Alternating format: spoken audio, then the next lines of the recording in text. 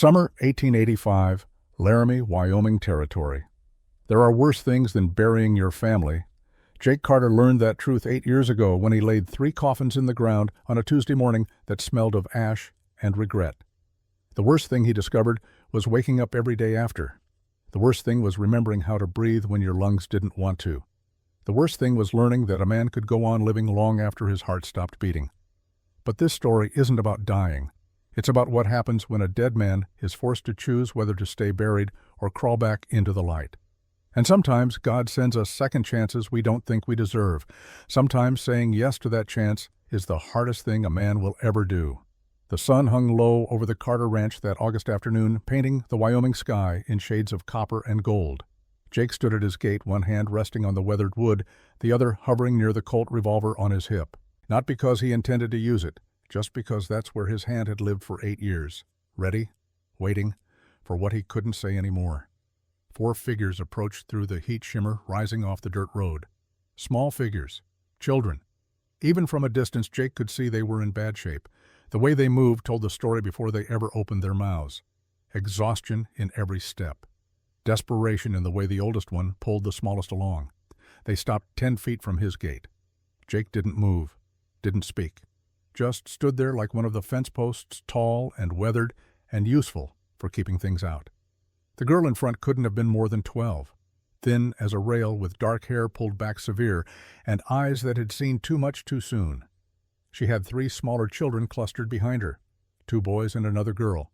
All of them looked like they'd been dragged through hell backwards. The oldest girl took one look at Jake's face, at the coldness there, and something in her crumpled.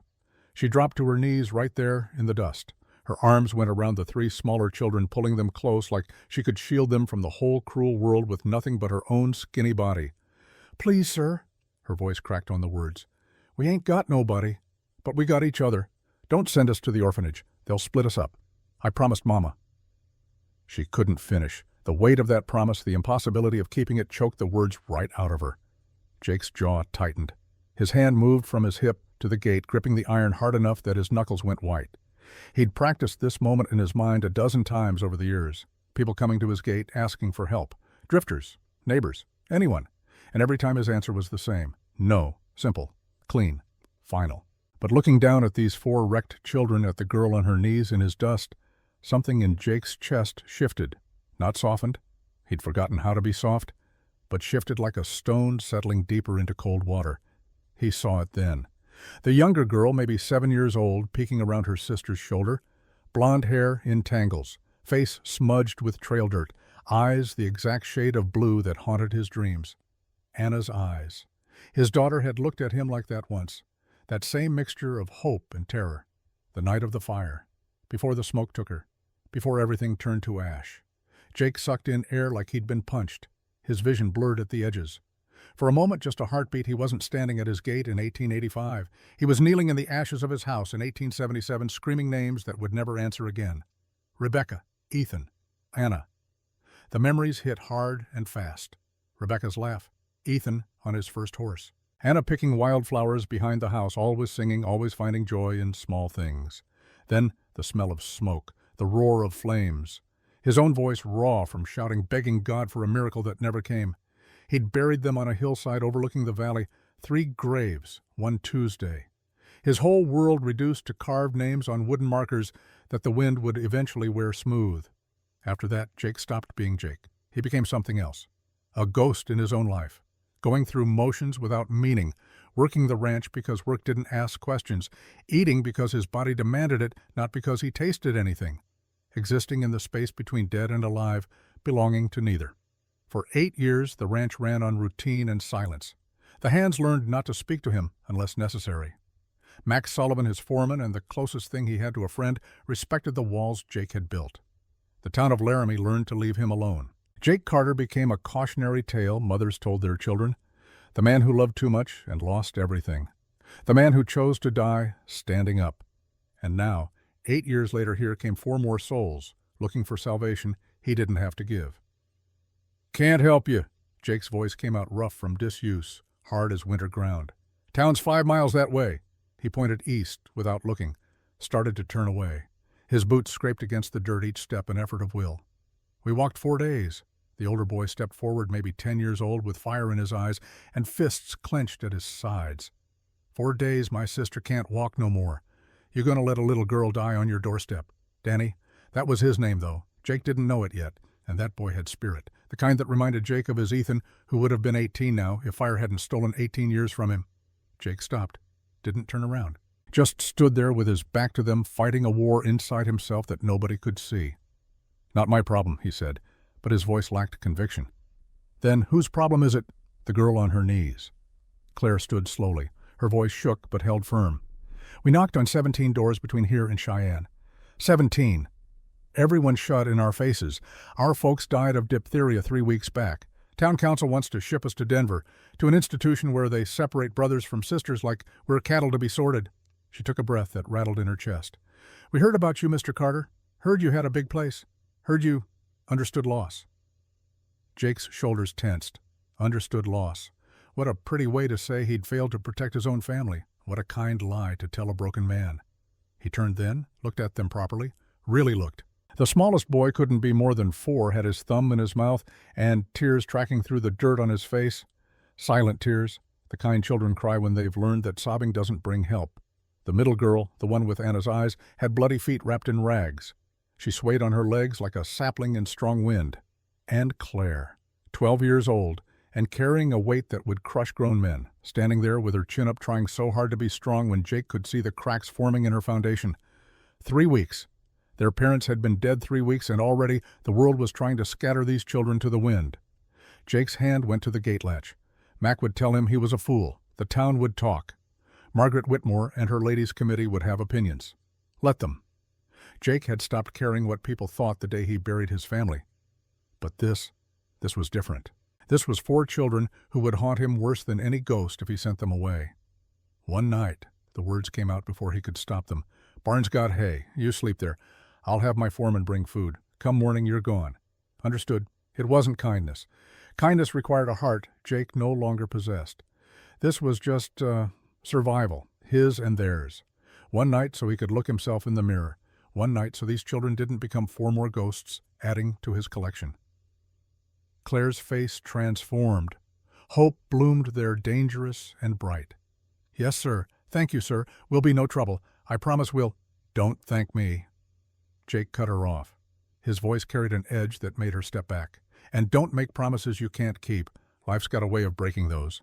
He opened the gate, stepped aside. The 4 children filed past him, giving him wide berth like he might bite. Maybe he would. Jake didn't trust himself anymore. As the youngest boy passed, he stumbled. His legs just gave out from exhaustion. Jake's hand shot out on instinct, catching the child before he hit the ground. The boy's weight was nothing. Light as kindling. Too light. When was the last time these kids had eaten properly? Noah looked up at him with enormous eyes. Didn't say a word, just stared, like Jake was some kind of miracle or monster. Hard to tell which. Jake set him down quick, stepped back like the contact burned. Barnes that way. He pointed without looking at any of them. Stay out of the main house. Don't touch anything. Don't bother the hands. And for God's sake, stay out of my way. He walked off before they could respond, before the tightness in his chest could turn into something he couldn't control. Behind him, he heard the soft shuffle of small feet on hard dirt, heard Claire's whisper to her siblings. It's okay. We're safe, just for tonight, but we're safe. Safe. What a word. What a lie. Jake had thought his family was safe once, thought stone walls and a good roof could keep out the chaos of the world. He'd been wrong then. What made these children think one night in his barn would change anything? Max Sullivan found him an hour later sitting on the porch of the main house, staring at nothing. The foreman was 58 years old, weathered as old leather, with gray hair and eyes that had seen the worst the frontier could offer. He'd ridden with Jake in the Indian Wars back in 76 and 77, had stood beside him at the graves when they buried Rebecca Ethan and Anna, never judged, never preached, just stayed. Saw we got visitors. Mac's voice carried no inflection, statement of fact. They'll be gone tomorrow. Sure they will. Jake shot him a look. They will. Mac pulled out his pipe, took his time, packing it with tobacco. The ritual of it, the familiar movements, gave Jake something to focus on besides the hollow feeling in his gut. Kids look hungry, Mac said finally. Real hungry. The kind that's been building for weeks. Not my concern. You let them stay. One night. Could have said no. Should have said no. Mac lit his pipe. drew deep, exhaled smoke that curled up into the darkening sky. "Rebecca would have fed them," he said quiet. Jake's hands clenched. "Don't. Just saying what's true. Your wife, God rest her soul, she never could turn away a soul in need. Remember that family came through in the winter of '74. She fed them for a week, gave them blankets, sent them on their way with supplies. Mac. And those kids, your kids. Ethan would have wanted to show the boy the horses. Anna would have made friends with the little girl inside of 5 minutes. Mac, I swear, I'm taking them food." Mac stood, stretched his back. "Got some salt pork bread apples from the root cellar. Figure they could use coffee too if the oldest girl knows how to make it." He paused at the porch steps. "You did a good thing today, boss. First good thing in 8 years. Don't punish yourself for it." Then he was gone, leaving Jake alone with his ghosts and the gathering dark. The barn smelled like hay and horses and the honest sweat of good work. Claire stood just inside the door, taking it all in. Clean stalls, tools hung proper on the walls, everything organized with the precision of a man who needed order, because chaos had already taken everything that mattered. "This barn's nicer than most houses we've slept in," Danny muttered. He tried to sound tough, but his voice shook with exhaustion. Sophie just sank down into a pile of hay and started unwrapping the rags from her feet. The blisters underneath were angry red, some broken, and weeping. 4 days of walking in shoes that didn't fit. 4 days of pain she never complained about because what good would complaining do? Noah climbed into Claire's lap the moment she sat. His thumb went back in his mouth. He hadn't spoken more than a dozen words since Mama died, just went quiet like someone had reached inside and turned off the light. Claire held him close, rocking slightly, trying to be the mother he'd lost, trying to be strong when her own strength was almost gone. "We made it," she whispered into his hair. "We're here. We're together." For now, something dark whispered in the back of her mind. For one night. Then what? She pushed the thought away. One night was more than they'd had yesterday. One night was a gift she'd take with both hands and be grateful for. The barn door swung open. Claire tensed, pulled Noah closer, ready to defend her siblings from whatever came next. But it was just an older man, weathered and lean, carrying a tray loaded with food, real food, bread, meat, apples, a pot of coffee that smelled like heaven. "Name's Max Sullivan." He set the tray down on a barrel. "I'm the foreman here. You kids look like you could use this." For a moment, nobody moved. They just stared at the food like it might vanish if they looked away. Then Danny lunged forward, grabbed bread with both hands, stuffed it in his mouth like he hadn't eaten in days, which Claire thought wasn't far from the truth. "Easy, son." Mac's voice was kind. "Ain't nobody going to take it from you. There's plenty." Sophie reached for an apple with shaking hands. Noah didn't move, just pressed his face into Claire's shoulder. Claire carefully divided the food into 4 equal portions, gave each sibling their share, tucked part of her own bread and meat into her pocket for Noah later when he might eat without everyone watching. Mac saw the gesture, didn't comment, just added an extra slice of bread to the tray casual-like. "Thank you, sir," Claire said. Her voice came out thick with emotion. "We're very grateful." "Just Mac. No need for sir." He settled onto a hay bale, gave them space to eat. "You kids been through hell, ain't you?" It wasn't really a question. Claire swallowed hard. "Our parents died 3 weeks ago. Diphtheria took them both inside of 4 days. Town council said we had to go to the foundling home in Denver. But we heard," she hesitated, "we heard Mr. Carter might understand, that he'd lost people too." Mac's expression shifted. Grief flickered there, old and familiar. "The boss," he said slowly, "he ain't a bad man, just a hurt one. Lost his wife and 2 young ones about 8 years back. Fire took them all in one terrible night. After that, something in him just broke. Sent most of the hands away. Lives alone, mostly. Don't talk to folks in town. Don't let nobody get close." Danny's hard expression faltered. "That's why he looked at us like that. We remind him." Mac nodded. "Reckon so. His boy Ethan would have been about your age now. And his girl Anna," he glanced at Sophie, "about hers." Sophie touched her own face like she could feel the resemblance herself. "The food?" Claire asked carefully. "Did Mr. Carter tell you to bring it?" "Didn't have to. I know what's right." Mac stood moved toward the door. "But between you and me, I ain't never seen him invite nobody to stay before. Not once in 8 years, even for one night." He paused in the doorway, silhouetted against the fading light. "That's got to mean something." The next morning, as Claire was preparing breakfast, a black carriage appeared on the road. Jake recognized it immediately. The gilded trim, the matched grays. Margaret Whitmore. She descended with theatrical precision, her black dress severe, her expression more so. Behind her, Sheriff Tom Bradshaw rode on horseback, looking uncomfortable. "Mr. Carter," her voice could freeze fire, "I've had reports you're harboring vagrant children. They stayed in my barn one night," Jake said flatly. "Hardly a crime. 4 unsupervised orphans with a single man. The impropriety alone." She opened her leather folder. "The Denver Foundling Home has agreed to take them. It's the proper placement. They'll be separated there." Claire's voice cut in from the porch. She stood with her siblings clustered behind her. "Boys in one building, girls in another." Margaret's lips thinned. "Standard procedure. Boys and girls have different needs." "They're siblings." Jake's voice dropped dangerous. "They need each other." "Mr. Carter, I'm here representing the Territorial Board. These children require proper institutional care, not," she gestured dismissively at the barn, "charity," from a man still clearly struggling with his own grief. The words hit like physical blows. Jake's hands clenched. "Ma'am, I suggest you leave my property." "I'll return with proper authority," Margaret said coldly. "Mark my words." As her carriage pulled away, Jake turned to find 4 frightened faces watching him, and something in him shifted, not softened, but shifted like a man deciding which hill to die on. "Change of plans," he said. "You're staying, not 1 night. 1 week. Prove yourselves, and we'll see about longer." After he left, they ate in grateful silence. Even Noah took some bread, chewing it slowly, while still curled against Claire. When the food was gone, Claire arranged sleeping spots in the hay. She placed Noah between herself and Sophie, with Danny on the other side, close together, the way they'd slept every night since Mama died, taking comfort in proximity, in the simple fact of each other's breathing. "Claire," Sophie's voice was sleepy, "do you think Mama and Papa can see us from heaven?" Claire's throat closed up. "I think so, sweetheart. Yes." "Then they know we're safe tonight." "Yes, they know." Sophie smiled and closed her eyes. Within minutes, her breathing evened into sleep. Danny lay staring at the barn roof. "What if he makes us leave tomorrow? Where do we go?" "I don't know yet." "We can't go to that orphanage." "We won't. You keep saying that, but how do we stop them?" Claire had no answer. She'd been running on determination and desperation for 3 weeks, making promises she didn't know how to keep, holding her family together through sheer force of will, but will only stretched so far, and she could feel hers fraying at the edges.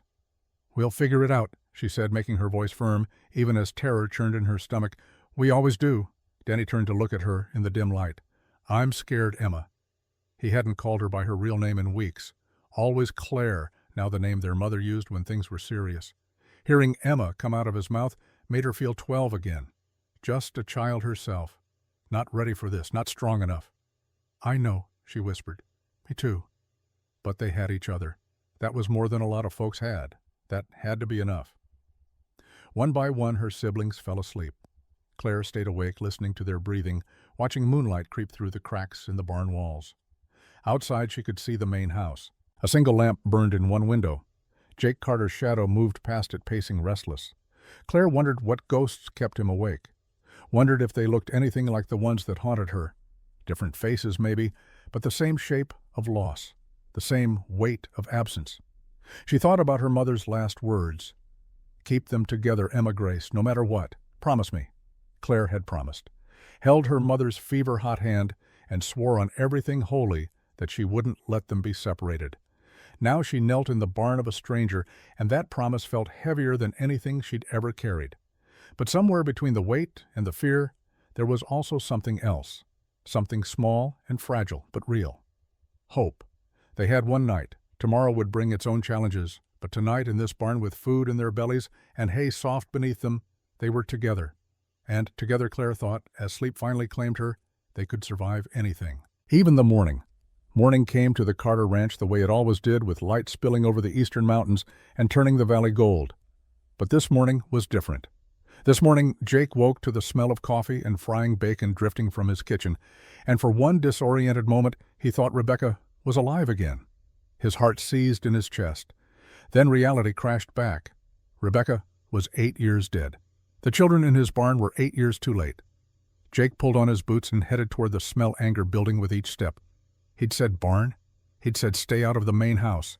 The girl couldn't follow simple instructions for even 1 night. He pushed through the kitchen door, ready to unleash 8 years of buried rage, then stopped. Claire stood at the stove, her back to him, working with the quick efficiency of someone who'd been cooking since she could reach the counter. Eggs scrambled in the big cast-iron pan. Bacon sizzled. Biscuits sat golden and perfect on the warming shelf. She'd found the coffee pot, found the beans, ground them fresh. The whole kitchen smelled like mornings used to smell when this house was alive. 6 ranch hands sat at the long table forks, frozen halfway to mouths, staring at the spread before them like it might be a mirage. Pete Dawson, the youngest and most hot-headed of the crew, had a biscuit in his hand and an expression of pure shock on his weathered face. "Who said you could touch the boss's kitchen?" Pete's voice came out rough, but there was no real heat in it. Hard to sound angry with your mouth full of the best biscuit you'd had in years. Claire didn't turn from the stove. "Nobody, sir, but I figured breakfast was the least I could do for the night's shelter. If Mr. Carter wants to throw it out, that's his right." Mac Sullivan caught Jake's eye from the table. The old foreman's expression said everything without words. "Don't you dare." Jake stood in the doorway, frozen between fury and something else. Something that hurt worse than anger. This kitchen had been dead for 8 years. Cold and functional and empty of joy. Rebecca used to fill it with warmth and laughter and the kind of cooking that made men forget their troubles for the space of a meal. Now this 12-year-old girl, this stranger, had walked in and brought it back to life without permission. Without asking if Jake wanted his ghosts disturbed, he should order her out, should remind her of the rules, should maintain the walls that kept him safe from feeling anything at all. Instead, he walked to the corner of the kitchen, took a plate from the shelf, and filled it in silence. The eggs were perfect, fluffy, and seasoned just right. The bacon was crisp, but not burnt. The biscuits were so close to Rebecca's recipe that Jake's hand shook slightly as he broke one open. He sat alone at the small side table, his back to the others, and ate without tasting. But his body knew. His body remembered what real food felt like after years of hardtack and jerky and whatever Mac could throw together. Claire finished cooking and started cleaning the pan. Her movements were practiced, efficient. She'd been doing this a long time. "Mr. Carter," her voice was quiet, respectful. "I'm sorry if I overstepped. My mama always said a woman should feed the people who shelter her. It's just how I was raised." Jake didn't respond. Couldn't. His throat had closed up around words that wouldn't form. Mac pushed back from the table. "Best breakfast this ranch has seen in near a decade, miss. You got a gift." The other hands murmured agreement. Even Pete nodded grudging respect, replacing his earlier suspicion. Claire allowed herself a small smile. Then she gathered plates and started washing up, still not looking at Jake directly. Like she understood that direct eye contact might shatter whatever fragile peace had settled over the kitchen. When the meal was done and the hands had filed out to start the day's work, Jake finally spoke. 1 week. Claire's hands stilled in the washwater. She turned slowly, hope and fear warring on her young face. "Sir, I said one night. I'm changing it to 1 week." Jake stood moved toward the door. "You work, you earn your keep, you stay out of trouble. At week's end, we'll see." He couldn't look at her. Couldn't see the joy that would bloom on her face. It felt too much like resurrection, and Jake didn't believe in those anymore. "You cook. Boy can help with livestock and fencing. The little girl," he paused. "She can tend the vegetable garden. Needs weeding. As for the youngest, Noah." Claire's voice shook. "His name is Noah, and he's 4. Noah doesn't have to work, just keep him out of the way."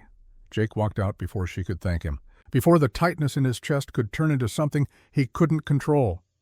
Behind him, he heard Claire's whispered prayer. "Thank you, God. Thank you." God had nothing to do with it. This was weakness, pure and simple. Jake was weak, and these children had found the crack in his armor without even trying. 1 week, 7 days to prove themselves. 7 days for Jake to remember why he'd built walls in the first place. It wouldn't be enough time for any of them.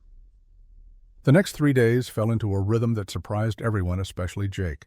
Claire took over the kitchen completely. She rose before dawn, had breakfast ready, when the hands came in and produced meals that reminded the men why they'd stayed on this ranch even when the boss turned into a ghost. She found Rebecca's old recipe book tucked in the back of a cabinet covered in dust, and Mac saw her running her fingers over the handwritten notes with something like reverence. Danny worked with Pete on the fencing along the north pasture. The boy had Spirit Mac reported to Jake, also a temper that got him in trouble. On the second day, Pete showed Danny how to splice wire. The boy did it wrong 3 times, and Pete's patience, never his strong suit, snapped. "You're doing it wrong, kid. Pay attention." "I am paying attention." Danny's voice cracked with frustration. "Maybe if you explained it better instead of just yelling." Pete grabbed the wire from Danny's hands. "Listen here, you little—" "Pete!" Jake's voice cut across the field like a whip crack. Both of them froze. Jake had been watching from the fence line, silent as always, but apparently not absent. My office, now!" Pete went pale. In 8 years, Jake had never called anyone to his office. That small room in the barn was where hard conversations happened, where men got fired or worse. After Pete left, shoulders hunched, Jake walked over to Danny. The boy stood defiant, fists clenched, ready for another fight. Jake picked up the wire, showed Danny the splice in silence, his big hands moving with surprising gentleness. Once, twice, 3 times, then he handed it back. "Try again." Danny stared at him. "You ain't mad. Pete shouldn't have grabbed it from you. Man's got a temper he needs to learn to control." Jake's voice was flat, but something in his eyes softened just a fraction. "But you need to control yours, too. Anger makes you stupid. Stupid gets you hurt." He started to walk away, then paused. "A man controls his temper or his temper controls him. Which man you want to be, son?" Danny swallowed hard. "The first one, sir. Then be him." Jake left the boy standing there, wire in hand, working through the lesson on multiple levels. Later, Mac found Jake in the barn cleaning tack with more force than necessary. "Heard you taught the boy some wisdom today." "Taught him to splice wire, that's all." "Sure it was." Mac settled onto a barrel. "Also heard you tore Pete a new one for losing his temper." "Man's got no business teaching if he can't keep calm." Ethan used to get frustrated like that. "Remember when you were teaching him to rope and he kept missing and he threw the lasso down and said he'd never learn?" Jake's hand stilled on the leather. "Don't Mac." "You told him the same thing. About controlling his temper. About being the man he wanted to be." Mac's voice was gentle. "You were a good father, Jake. Still are, turns out." "I'm not their father." "No. But you're teaching that boy things his father can't anymore." "That's worth something." Jake said nothing, just went back to cleaning tack that was already clean, scrubbing at leather that didn't need scrubbing, trying to ignore the ache in his chest that felt suspiciously like purpose. On the 3rd day, Sophie found the grave. She'd been weeding the vegetable garden like Claire told her, pulling up the wild growth that had taken over in years of neglect.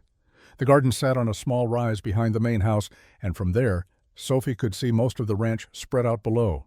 She also saw the 3 stone markers under the big oak tree. Sophie was 7 years old and knew what graves looked like. She'd stood beside 2 fresh ones 3 weeks ago while Reverend Stone said words that didn't make Mama and Papa any less dead. Without thinking about it, without asking permission, she gathered the wild flowers that grew along the fence line. Daisies and black-eyed Susans and prairie roses. She made 3 small bundles, tied them with grass stems, the way Mama taught her, and carried them up the hill. The graves were old. 8 years of weather had worn the carved names almost smooth, but Sophie could still make them out. Rebecca Carter, beloved wife and mother. Ethan Carter, precious son. Anna Carter, our little sunshine. The dates confirmed what Mac had told them. All 3 died the same day in August 1877. A family erased in a single night. Sophie knelt in the overgrown grass and placed flowers on each grave, arranging them carefully, making them pretty. "Hello," she said softly. "I'm Sophie. I don't know your names yet, but Mac. He said you were Mr. Carter's family." She settled cross-legged in the grass like she was visiting friends. "My family's in heaven, too. Mama and Papa. They went there 3 weeks ago from the diphtheria. It was real fast. One day they were coughing, and 4 days later, they were—" She couldn't finish that sentence. "Gone." A breeze rustled through the oak leaves. Sophie looked up, watching them dance. "I miss them real bad, especially at night. Noah, he still cries sometimes, but Claire, she holds him until he stops. She's real good at that. She holds all of us." Behind the oak tree, 30 feet away, Jake Carter stood frozen. He'd come to check on the garden, seen Sophie walking up the hill with flowers, and followed out of some instinct he couldn't name. Now he listened to this stranger talking to his dead family like they were old friends, and something in his chest cracked open. "I bet you were real nice," Sophie continued. "Mr. Carter looks so sad when he sees us. Emma says it's because we remind him of you. I hope that doesn't make him too sad. We don't mean to." She reached out and touched Anna's stone, tracing the worn letters. "My mama used to say that people in heaven can see us, that they're always watching, making sure we're okay. I think maybe your mama is up there with my mama now. Maybe they're friends." Sophie's voice got smaller, more uncertain. Can you ask them something for me? Can you ask your mama to take care of my mama, and your papa to take care of my papa? I know they got God and the angels and everything, but it's nice to have friends too. Mama always said that." Jake's vision blurred. His chest heaved with the effort of breathing silently.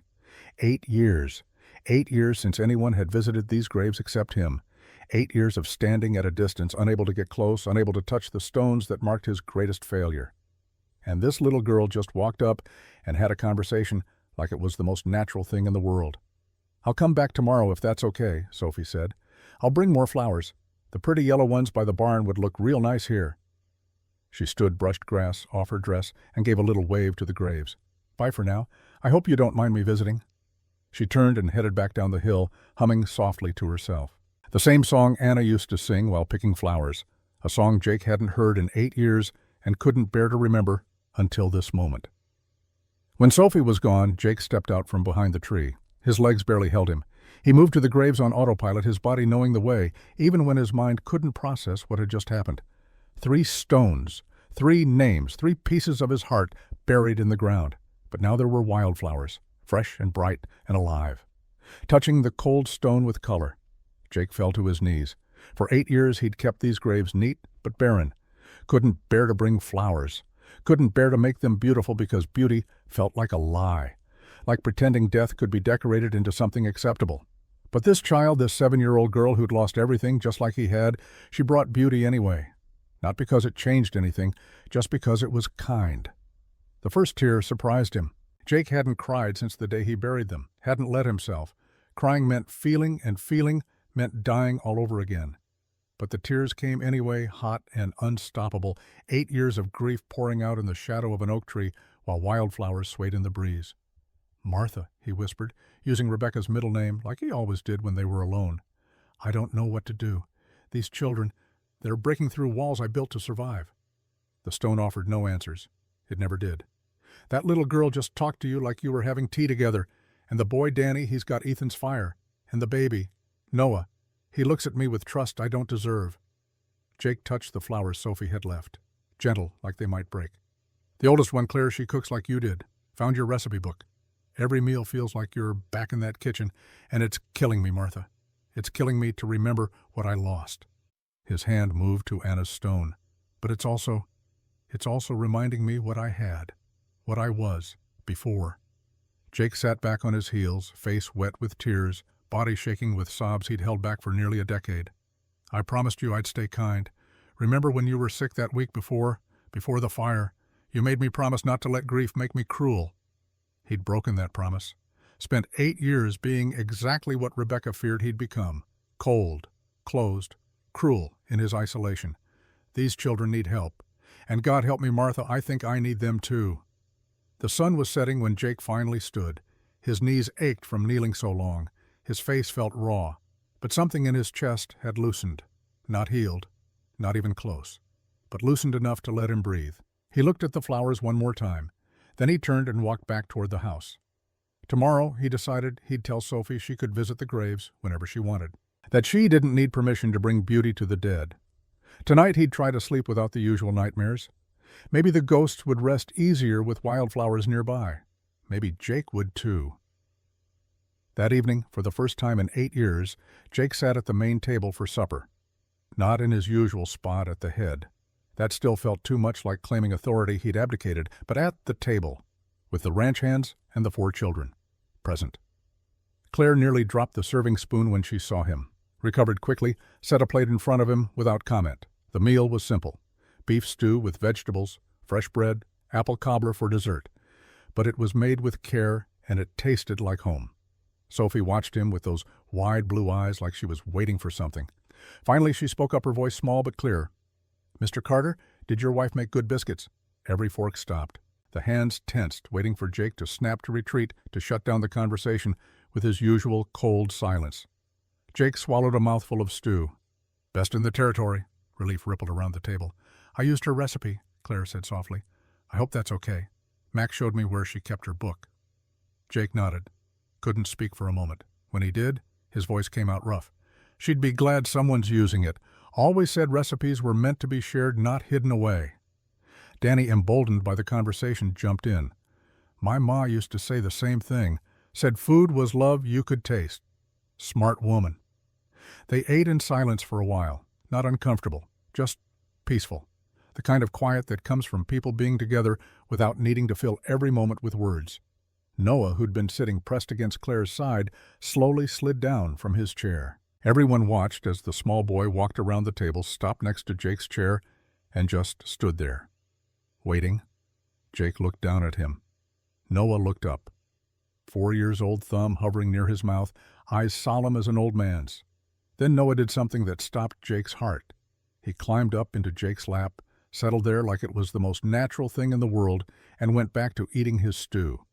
Jake sat frozen, arms hovering, not touching, terrified to move, terrified to breathe. This child, this stranger, had just climbed into his lap and claimed space like it belonged to him.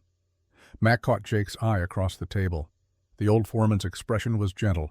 "It's okay," that look said. "You're allowed."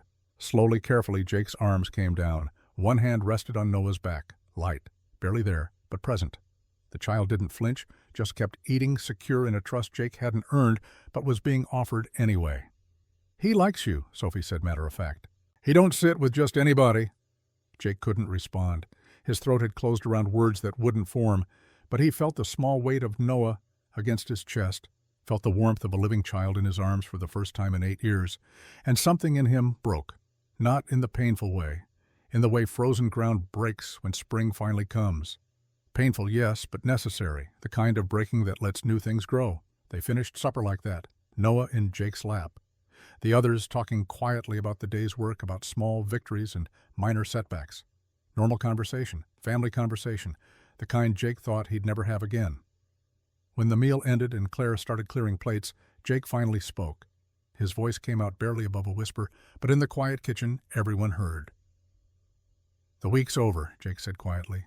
"You've proven yourselves." He paused. "So here's the new deal. You can stay through winter. We'll see about spring when spring comes." Claire's hands shook so hard she nearly dropped the plates she was holding. "Mr. Carter, do you mean it? I don't say things I don't mean." Danny jumped up, fists pumping in silent victory. Sophie's face split into a grin wide enough to hurt. Noah just burrowed deeper into Jake's chest like he'd known all along. And Claire, strong Claire, who'd held them together through hell, finally let herself break down. She set the plates aside and just cried great heaving sobs of relief and joy and exhausted gratitude. Mac stood, walked over, and put a steady hand on her shoulder. "It's okay, girl. Let it out. You've earned these tears." Jake sat with Noah still in his lap, watching this family he'd accidentally collected cry and laugh and hold each other, watching them celebrate the simple miracle of having a place to stay. He thought about Rebecca's promise, about staying kind, about being the man she'd believed he was under all the grief. Maybe he thought just maybe he could try, not for himself. He was long past deserving second chances, but for these 4 children who needed him almost as much as he was starting to realize he needed them. Outside, the sun set over the Wyoming Valley, painting the sky in shades of gold and crimson. Tomorrow would bring new challenges. The town would talk. Margaret Whitmore would have opinions. The comfortable isolation Jake had built would continue to crumble. But tonight, in this kitchen full of voices and warmth and the smell of good food, Jake Carter allowed himself something he hadn't felt in 8 years. Hope. Small and fragile and terrifying, but real. And that was enough. 2 weeks of peace was all they got. 2 weeks of mornings that smelled like coffee and evenings filled with quiet conversation. 2 weeks of watching Noah's smile return and hearing Danny's laugh echo across the ranch. 2 weeks of Sophie bringing wildflowers to the graves every morning while Jake watched from a distance, his heart learning to beat again. 2 weeks before Margaret Whitmore came back. The black carriage appeared on the road just after breakfast on a Wednesday morning. Jake saw it from the barn, recognized the gilded trim, and the matched pair of grays pulling it. His stomach dropped. He'd known this was coming, had felt it building like a storm on the horizon. Margaret Whitmore didn't forget slights, and Jake had committed the cardinal sin of dismissing her from his property. She'd make him pay for that. Question was, how much would it cost? Sheriff Tom Bradshaw rode alongside the carriage, his badge catching the morning sun. That was new. Last time Margaret came alone with threats and moral superiority. Bringing the law meant she'd found leverage. Jake set down the bridle he'd been mending and walked out to meet them. Behind him, he heard the barn door creak. Mac appeared at his shoulder without a word, and one by one the ranch hands drifted over. 6 men forming a loose wall behind their boss. Silent support. Margaret descended from her carriage with theatrical precision, every movement calculated for maximum effect. Her black dress was severe, her expression more so. She carried a leather folder against her chest, like armor. "Mr. Carter?" Her voice could have frozen fire. "This is becoming a habit." "Mrs. Whitmore." Jake kept his tone flat. "You're on my land again. I recall asking you to leave last time." And I recall telling you this wasn't over. She opened the folder, pulled out official-looking papers. I've had reports that you're still harboring these vagrant children. 4 weeks now, is it living here with no legal guardianship, no female supervision, no proper moral guidance? Sheriff Bradshaw shifted in his saddle, looking uncomfortable. Tom was a good man, Jake knew, fair-minded. But he was also elected, which meant he answered to people like Margaret Whitmore and her Ladies' Charitable Society. The women who decided which families were respectable and which weren't. The women who controlled the social fabric of Laramie with iron fists wrapped in church socials and charity work. They're earning their keep, Jake said. Working, learning, doing just fine. That's not the point. Margaret's eyes flashed. The point is propriety. An unmarried man living with 4 children, one of them a girl approaching womanhood. The implications alone are scandalous. Jake's jaw tightened. Those implications are in your head, ma'am, nowhere else. I represent the Territorial Board's Child Welfare Committee. She thrust the papers at him. These children are wards of the territory. They require placement in an appropriate institution. The Denver Foundling Home has agreed to take them, boys and girls separated as is proper. They'll receive education, religious instruction, and moral discipline. Behind Jake, he heard a sharp intake of breath. Claire. She'd come out of the kitchen, probably drawn by the sound of voices. Now she stood on the porch with her 3 siblings clustered around her, faces pale with fear. No. The word came out of Jake hard and final. They're not going anywhere. Margaret's smile was cold as January. You have no legal standing to prevent it, Mr. Carter. Sheriff Bradshaw is here to ensure compliance with territorial law. Tom cleared his throat. Jake, I don't like this any more than you do, but Mrs. Whitmore filed official complaints. The judge in Cheyenne reviewed them. If you want to keep these kids, you need to file for legal guardianship. How long do I have? End of the week, 5 days. Tom's voice carried genuine regret. File the papers, appear before the judge, get it sorted legal. But until then, he looked at Margaret, clearly unhappy with his next words. Until then, they're technically in violation of territorial custody laws. Margaret stepped closer to Jake, close enough that he could see the hatred simmering behind her eyes. Personal. This wasn't about the children. It had never been about the children. You should understand loss, Mr. Carter. Her voice dropped low, meant for him alone. After all, you failed to protect your own family. Perhaps you're simply not capable of caring for anyone. The words hit like physical blows. Jake's hands clenched into fists. 8 years of rage, carefully bottled, threatened to explode. I knew Rebecca, Margaret continued, quiet venom in every syllable. We served on the church committee together. She was a good woman, a godly woman. She would be ashamed of what you've become, ashamed of this situation. Something snapped in Jake, not his control, that held, but something deeper, the part of him that still cared what people thought, the part that believed Margaret Whitmore had any right to speak Rebecca's name. Get off my land. His voice came out deadly quiet. Right now. Sheriff Bradshaw, I said get off my land. Jake stepped forward. 6 ranch hands stepped with him. You've delivered your message. You've made your threats.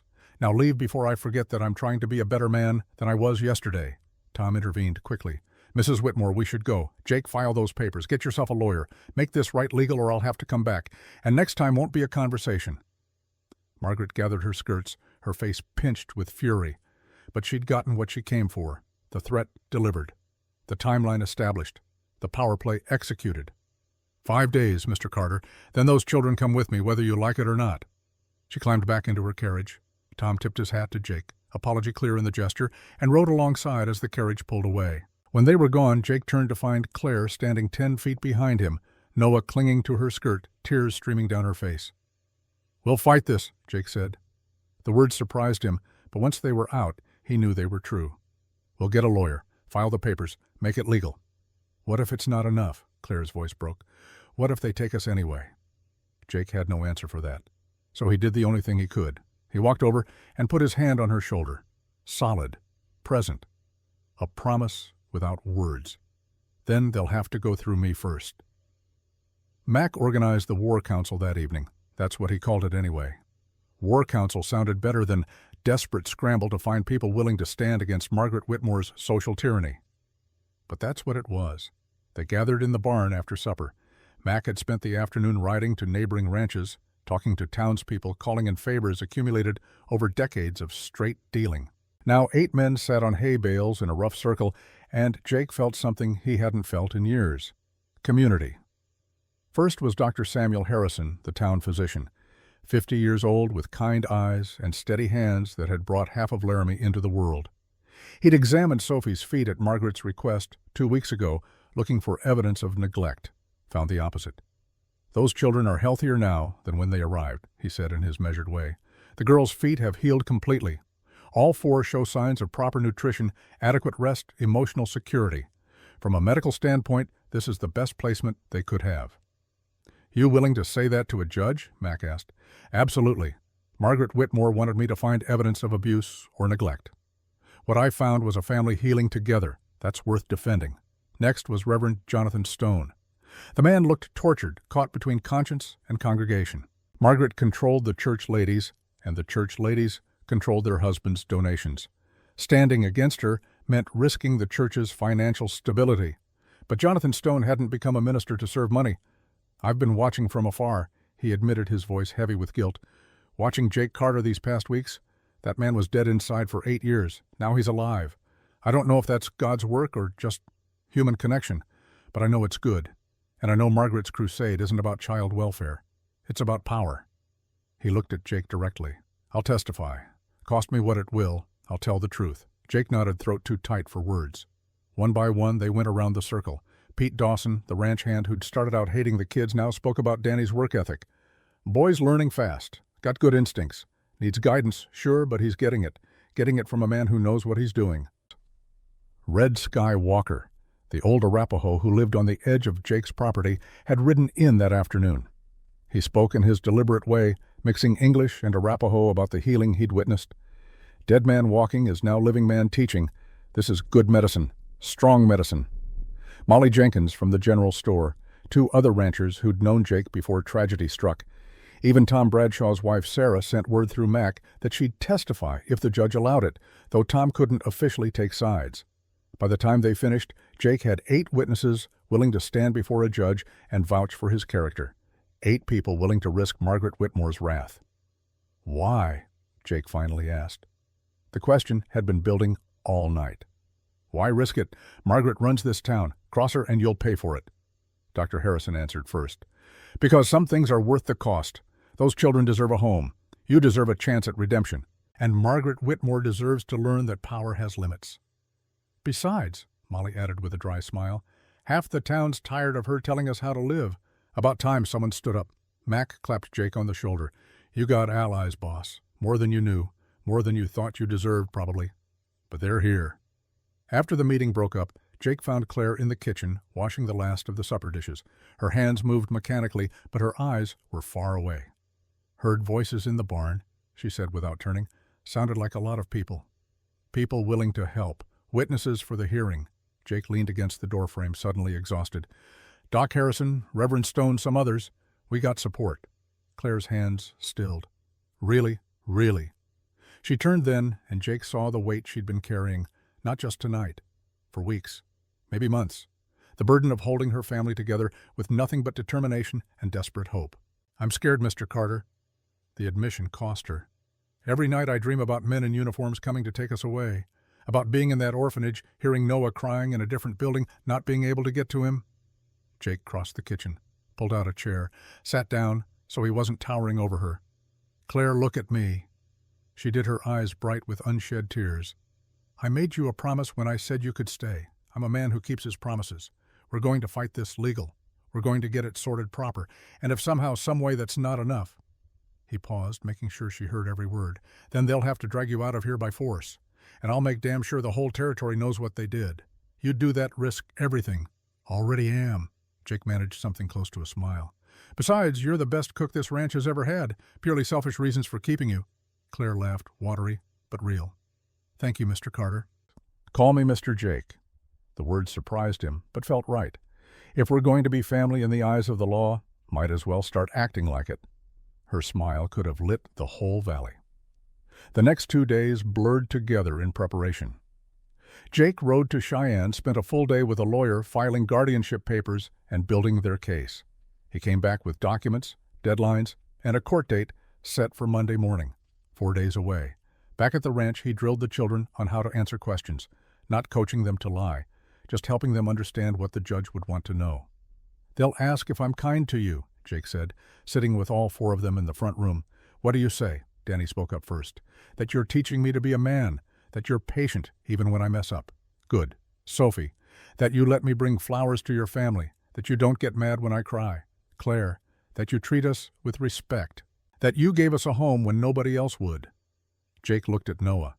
The boy had started talking more in recent weeks, but still rarely spoke to adults. He just climbed into Jake's lap, settled there, and said one quiet word, Papa. The room went silent. It was the first time Noah had said it directly to Jake, the first time he'd claimed the relationship out loud. Jake's arms tightened around the small boy. You can't say that to the judge, son. I'm not your papa, not legal yet. Papa, Noah repeated, stubborn as sunrise. Claire bit her lip. He's been saying it for a week now, only when you're around. We've tried to correct him, but don't. Jake's voice came out rough. Don't correct him. If that's what he wants to call me, let him. Danny grinned. Sophie clapped her hands together, and Claire looked at Jake like he'd just given her the world. Maybe he had. On Sunday afternoon, Jake took them to the swimming hole, the same spot where Ethan and Anna used to play. He hadn't been there in 8 years, couldn't bear the memories. But Claire had mentioned the heat, and Sophie had asked about water for the horses, and somehow Jake found himself leading all 4 children down the trail to the creek. The swimming hole sat in a natural basin shaded by cottonwoods fed by cold mountain runoff. The water ran clear over smooth stones, perfect for swimming, perfect for remembering. Danny didn't hesitate. He stripped to his underclothes and cannonballed into the water with a whoop that sent birds scattering.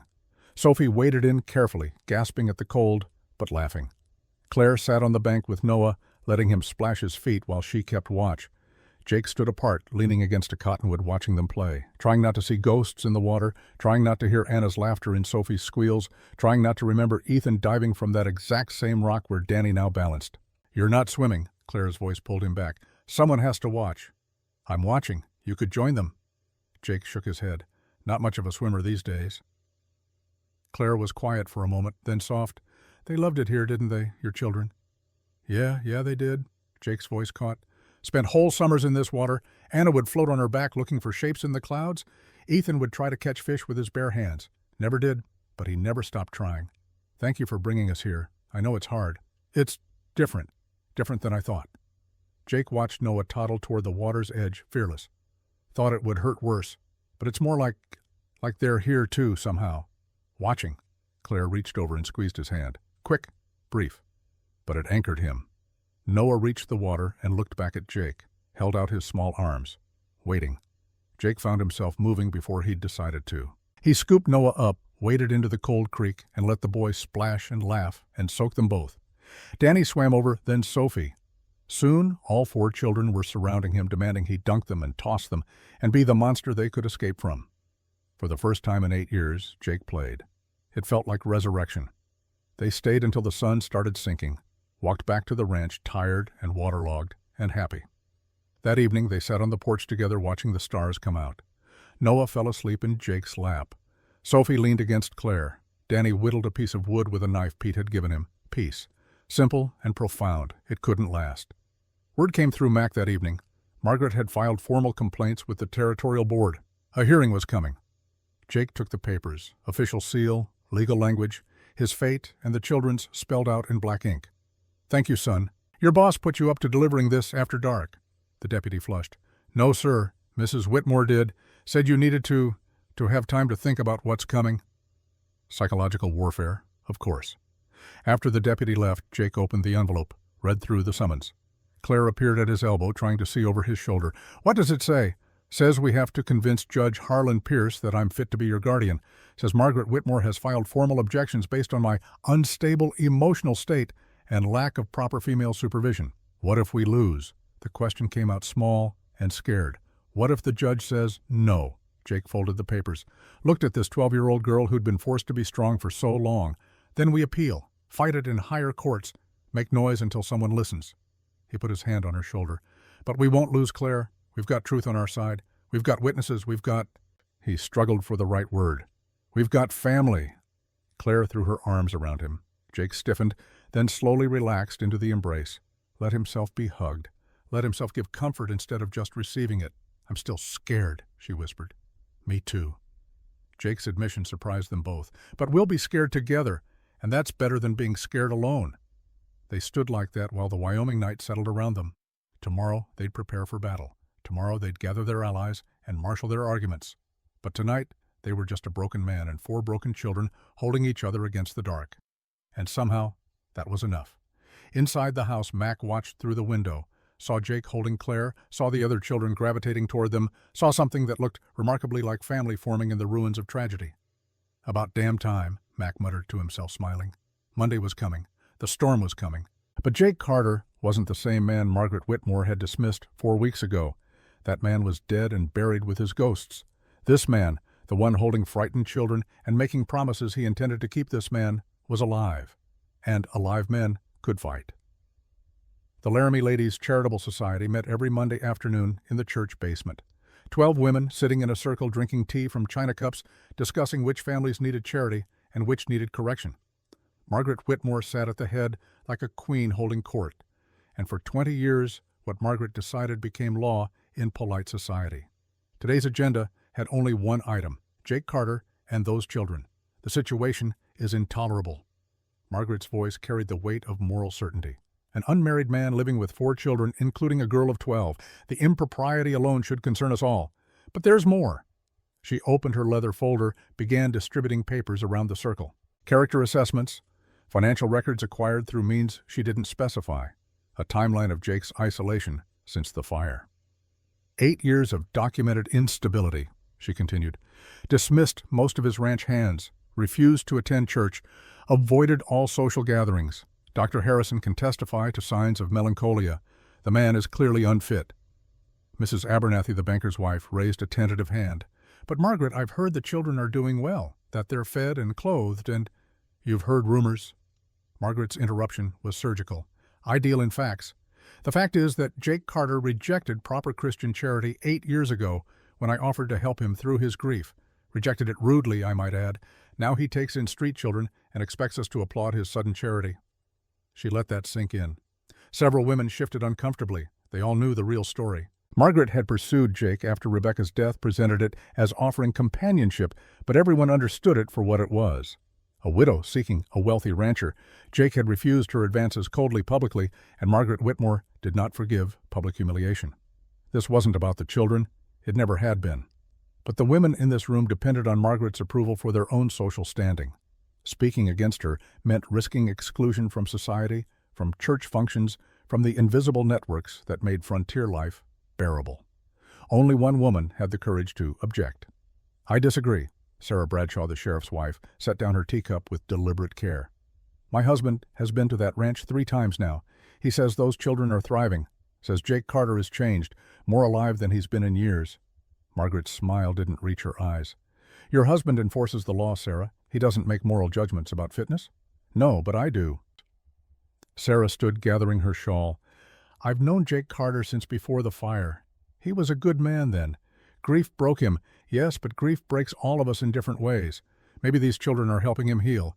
Maybe that's God's work, not ours to interfere with. Where are you going? Home. I won't be part of this crusade, Margaret, and I suspect others feel the same, but are too afraid to say it. She walked out. The basement door closed with final certainty. Margaret's jaw tightened. Anyone else wish to abandon these children to an inappropriate situation? Silence. Fear won over conscience in every face. Good. Then we're agreed. Judge Pierce will hear our concerns Monday, and he will rule appropriately. But as the meeting dispersed, Margaret noticed something troubling. Several women avoided her eyes. The usual chorus of agreement was muted. Sarah Bradshaw's defection had planted seeds of doubt. Margaret made a mental note to address that. After the hearing. After she'd removed Jake Carter's presumption that he could reject her and face no consequences. Some lessons needed to be taught publicly. Sheriff Tom Bradshaw sat in his office that evening reading territorial law by lamplight. His wife's words had been haunting him all day. The law is clear, he told himself. Children without legal guardians become wards of the territory. The board has authority to place them appropriately. His job was to enforce the law, not question it. But Sarah was right about one thing. The law and what's right weren't always the same.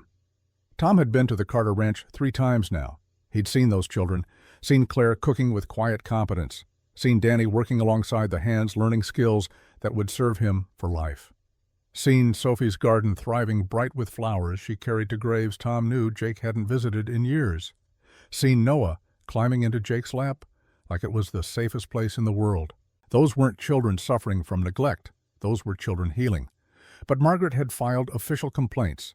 The territorial board had reviewed them. Judge Pierce was coming. Tom's duty was clear, even if his conscience wasn't. He closed the law book and stared at the ceiling. Sometimes this job asked more than a man wanted to give. Dr. Samuel Harrison made his decision while examining a rancher's broken arm Tuesday afternoon. The rancher, old Ben Collins, asked about the Carter situation. Word had spread fast. "Heard you examined those kids for Margaret," Ben said, wincing as Samuel set the bone. "What did you find? Healthy children, well cared for, better off than half the kids in this town, truth be told." "You going to say that to the judge?" Samuel rapped the splint with practiced efficiency. "I am. Margaret won't like that. Margaret can go hang." The words surprised Samuel as much as Ben, but once they were out, he felt their truth. "I took an oath to do no harm. Letting those children get shipped to Denver when they've got a good home here, that's harm." Ben grinned despite his broken arm. "About time someone stood up to that woman. Half the town's tired of her running things." After Ben left, Samuel sat at his desk and wrote out his medical assessment in formal language, documented the children's improving health, their emotional stability, the clear signs of a nurturing environment. Then he wrote a second letter, this one to Judge Pierce directly, personal, explaining what he'd observed not just as a doctor, but as someone who'd known Jake Carter before tragedy broke him. Some things were worth the professional risk.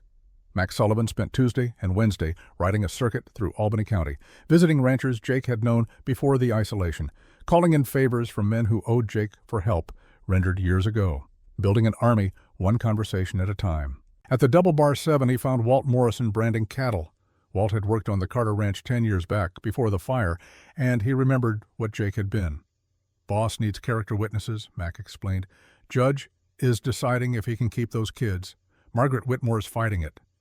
Walt spat tobacco juice. "Margaret Whitmore's a viper in church clothes. Always has been.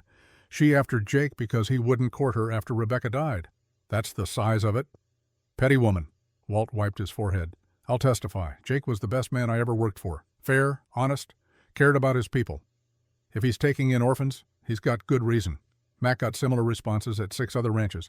Men who'd known Jake before, who'd seen his character when it wasn't buried under grief, who owed him debts of money or blood or simple human decency. By Wednesday evening, Mac had 12 more names willing to stand before a judge. He rode back to the ranch feeling something close to hope. Red Sky Walker came to the ranch Thursday afternoon, riding his paint horse slow and deliberate. The old Arapaho had seen 70 winters and moved like someone who'd learned patience from mountains. Jake met him at the property line. They'd been friends since the Indian Wars, when Jake's patrol had found Red Sky's band starving through a hard winter and shared their supplies instead of attacking. Friendship forged in unexpected mercy tended to last. They spoke in a mixture of English and Arapaho, the languages blending like the cultures that birthed them. "You are troubled, my friend." Red Sky's observation came without judgment. "Fighting to keep the children. Judge decides Monday." "Ah." Red Sky dismounted, walked with Jake toward the creek. "And you fear losing them as you lost the others." It wasn't a question. They sat by the water. Red Sky pulled out his pipe, packed it with kinnikinnick, offered it to the 4 directions before lighting it. The ritual brought calm Jake desperately needed. "My people have a teaching," Red Sky said, after they'd smoked in silence. "The warrior who never loves because he fears death, he is already dead inside, his heart buried with his fear. You understand?" Jake nodded slowly. "You buried your heart with your family 8 years ago, tried to die without stopping your body. But these children, they offer you new heart, living heart." Red Sky looked at Jake with eyes that had seen too much and understood more. "Question is, will you take it, or will you send it away because accepting means you can be hurt again? What if I fail them?" Jake's voice came out raw. "What if I can't protect them any better than I protected Rebecca and the kids? You protect them by loving them while you can, not by refusing to love because you might lose." Red Sky drew on his pipe. "Your wife, she would want you to live, not to die slow over many years. Rebecca made me promise not to let grief make me cruel. And have you kept that promise?" Jake thought about 8 years of isolation, 8 years of pushing away anyone who tried to help, 8 years of existing without living. "No, I broke it." "Then these children are your chance to keep it now." Red Sky stood stretched old bones. The warrior admits his mistakes. Then he corrects them. That is honor. He gripped Jake's shoulder. You are not failing your first family by loving your second. You honor them by living well, by being the father and man they knew you could be. The words settled into Jake like seeds in good soil. He wouldn't see the growth for days, maybe weeks. But Red Sky had planted something essential, hope rooted in permission to heal. Thursday night, Margaret came back to the ranch, alone this time. No sheriff, no witnesses, just her carriage pulling up after dark and Margaret stepping down with determination in every movement.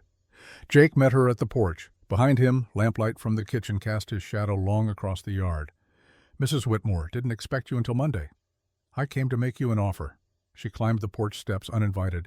Withdraw your guardianship filing. Let the children go to Denver peacefully, and I'll ensure the judge hears about your cooperation, about your eventual willingness to do what's right. They are doing what's right, staying here. Margaret's composure cracked slightly. You're making a mistake. People will talk. Your reputation will suffer. Everything you've built here, I don't give a damn about my reputation. You should. Her voice turned sharp. You humiliated me 8 years ago, Jake Carter. I offered you companionship support, a proper Christian partnership. You rejected me publicly, cruelly. Do you think I'd forget that? There it was. The truth finally spoken aloud. This isn't about the children at all, is it? Jake's voice was quiet, dangerous. This is about your wounded pride. This is about propriety. But the denial rang hollow. About maintaining standards in a civilized community.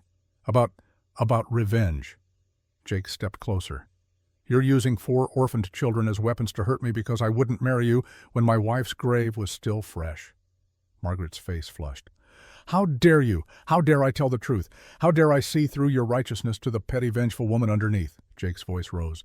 Those children lost everything, and you want to rip them apart, send them to an institution where they'll be separated, traumatized further, all because 8 years ago I couldn't give you what you wanted. You're a broken man living in the past. I was, but not anymore. Jake's voice dropped back to dangerous calm. Those kids gave me a reason to be something better. And I'll be damned if I let you take that away to satisfy your wounded vanity. You'll regret this, Jake Carter. The judge will hear everything. Your instability, your isolation, your complete unsuitability. Then tell him all of it, but also tell him why you really care. Tell him this is personal revenge, not child welfare. Margaret gathered her skirt's fury radiating off her in waves. Monday, Mr. Carter. We'll see who the judge believes. She climbed back into her carriage and disappeared into the dark. Jake stood on the porch, adrenaline still coursing through his veins. Inside the kitchen window, he saw movement. Claire, she'd heard everything. Their eyes met through the glass. Understanding passed between them. This was war now, personal and ugly in public, but at least they knew what they were fighting. Friday brought the official court summons to everyone involved. Judge Harlan Pierce would arrive from Cheyenne Sunday evening. Hearing set for Monday, 9 a.m. at the Laramie Courthouse. All parties to appear. That afternoon, something unexpected happened. Reverend Jonathan Stone called a special church meeting, not officially sanctioned by the Ladies' Society, not cleared through Margaret's usual channels. Just an announcement after Sunday services that concerned citizens should gather Friday evening to discuss community matters. 50 people showed up, nearly the whole congregation.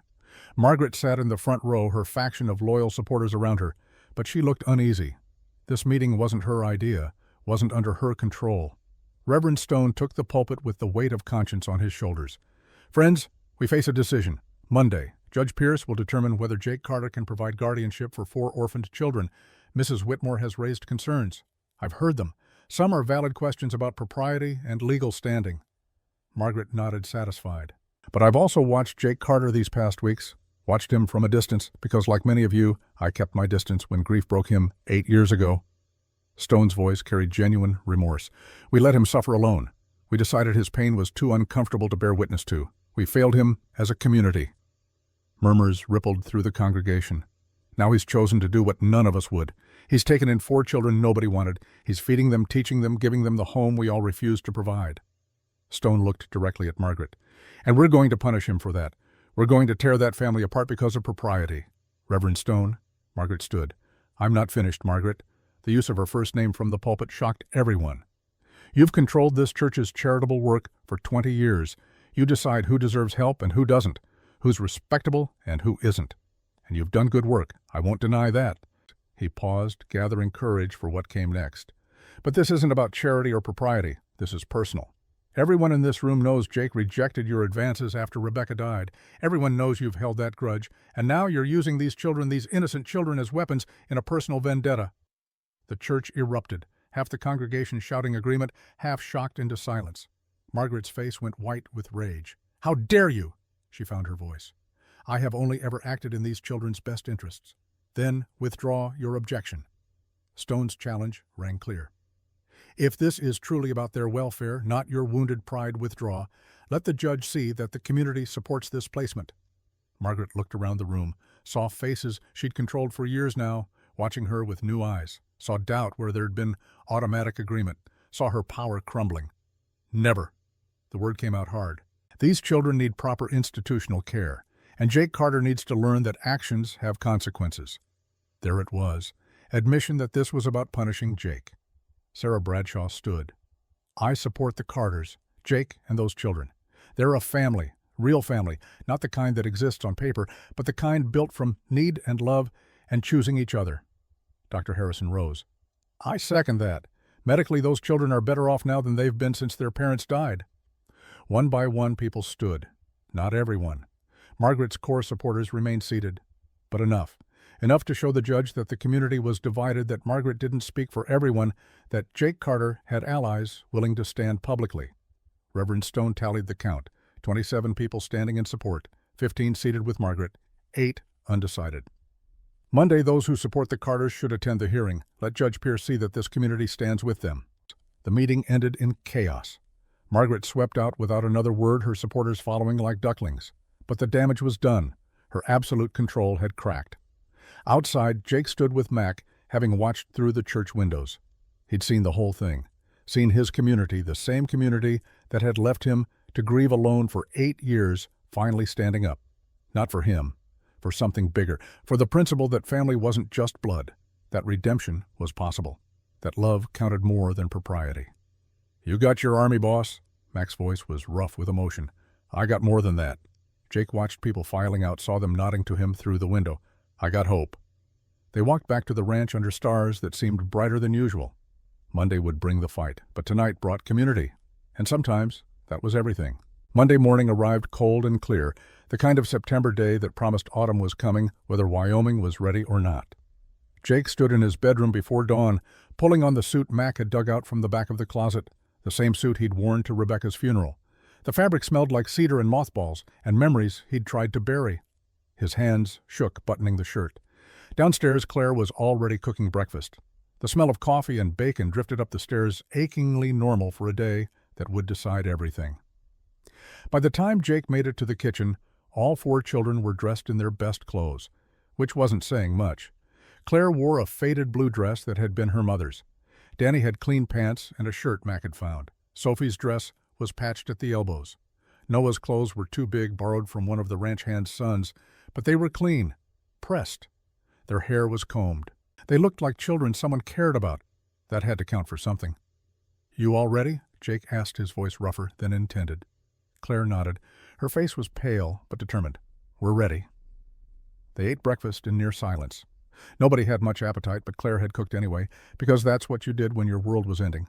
You made biscuits and bacon and pretended tomorrow would come. The ride to town took an hour. Mac drove the wagon with the children. Jake rode alongside on his horse, flanked by Pete and 2 other ranch hands. A show of solidarity, of strength. They weren't the only ones on the road. As they crested the hill overlooking Laramie, Jake saw wagons and riders converging on the town from every direction. More people than he'd expected. More than Margaret had probably expected, too. The courthouse was a simple 2-story building on Main Street, territorial government on the 1st floor, courtroom on the 2nd.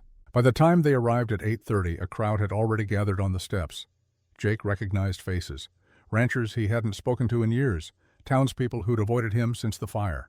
Dr. Harrison, Reverend Stone, Sarah Bradshaw, Molly Jenkins. Red Skywalker standing apart from the others, his presence alone a statement. And on the opposite side of the steps, Margaret Whitmore with her faction. 15 women in dark dresses, faces set in disapproval. A few husbands who'd been dragged along. The banker, the newspaper editor, the voices of respectable opinion. The crowd parted as Jake and the children climbed the steps. Some nodded in support. Others turned away. But everyone watched. This wasn't just a custody hearing anymore. This was Laramie deciding what kind of town it wanted to be. The courtroom could seat maybe 70 people. By 9 a.m., over 100 had packed inside, lining the walls, spilling into the hallway. Judge Harlan Pierce had to bang his gavel 3 times just to get enough quiet to start. Pierce was 62 years old, with iron-gray hair and a face that had seen every variation of human foolishness the frontier could produce. He'd been riding circuit in Wyoming Territory for 20 years, dispensing justice from a saddlebag and a law book. Men respected him because he was fair. Lawyers feared him because he was sharp. He looked over the packed courtroom with something between amusement and annoyance. "Well, seems like the whole county took an interest in this matter." His voice carried authority that needed no volume.